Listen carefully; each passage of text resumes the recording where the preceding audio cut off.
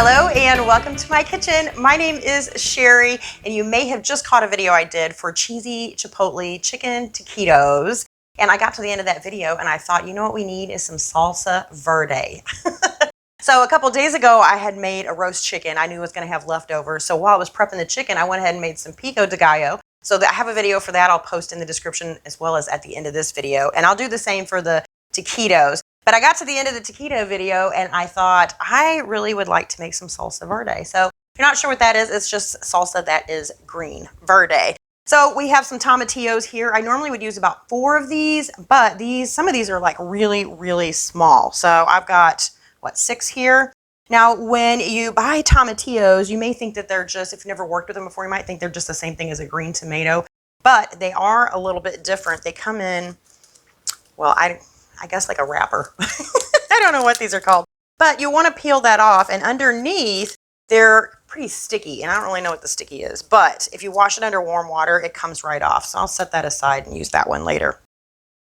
Anyway, so the great thing about this is that the blender is going to do all the work for us. I'm not going to, I'm just going to kind of chop these up roughly. I'm going to toss them in the blender. I just love salsas because you can make them so many different ways. You can make them sweet. You can make them spicy. Matter of fact, I may grab a jalapeno and put that in here as well. Now, normally for a salsa verde, I would use a white onion instead of a red onion, just to kind of keep the color, green. So hopefully by adding, I don't know why I'm chopping this so fine. I need to let the blender do the work. So used to chopping everything. Hopefully this red onion doesn't change the color of it. All right, so if you saw the video I did for the Pico De Gallo, I'm not a big fan of cilantro. So normally you'd put, I don't know, anywhere from 1/4 cup to 1/2 cup. I'm just going to throw like that much. That's it. That's all I'm putting in there. So I'm going to add some parsley to this to take the place of that. The one thing I forgot to mention is this is actually an avocado salsa verde. So I've got an avocado that I'm adding to this, which I think is going to give it a really creamy texture. And then I need about 1/2 of a bell pepper. And I'm going to push this aside just so I can show you how I chop one of these. So this is the way I have found the easiest.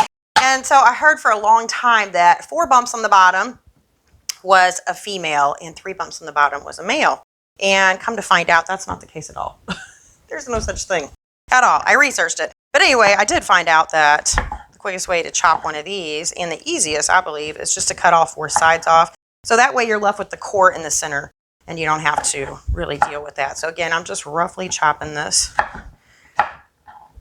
And I'm going to throw about 1/2 of that in there. I'm going to pull this back over here. And then I need the juice of a lime.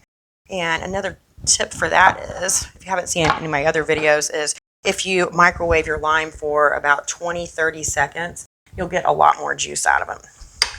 You can also roll it around on the counter, but I feel like the microwave does a better job of getting more juice out. All right.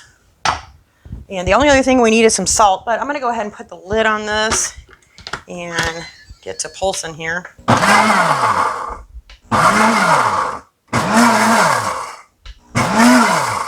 right, so I'm just going to take my lid off, add a little bit of salt. And the color is perfect. I'm glad our onion didn't change the color of that.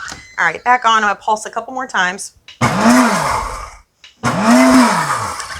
right, I think that looks good. Perfect. All right. Just going to grab a little bowl here. And I need a bigger bowl. That's all right. Let's give it a taste, though. See how we did. Oh, I got a big chunk of avocado on there. Good. I need to sit and let it sit for a little bit, but other than that, I think it's perfect. I might add a little more salt, but anyway, don't you love how easy that is? And this makes a perfect topping for like fish tacos. I've put this on, like when you make, what do you call it? A mushroom burger. I've put it on there. I've put this on all kinds of stuff, but today it's going on my taquitos. So I hope you all enjoyed this. Give it a try. Let me know what you think in the comments. I thank you so much for watching. I'll see you next time. Bye.